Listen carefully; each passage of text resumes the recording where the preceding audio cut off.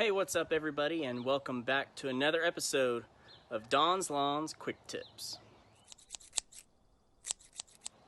So in today's quick tip, we're going to talk about the 1/3 rule. The 1/3 rule is more of a guideline to help you determine what height of cut you should be using right now. So if you cut too much of your grass off at one time, you're going to stress your grass out. You're also going to cause less photosynthesis to occur. It's going to make your grass weaker, more susceptible to disease. The 1/3 rule also helps to determine how frequent you should mow. If you go and you start mowing once a week and you're breaking the 1/3 rule, then you need to increase your mowing frequency as well, if that makes sense. So let's say we have 3-inch tall grass. The 1/3 rule suggests that you should only cut off 1 inch and cut your grass to 2 inches.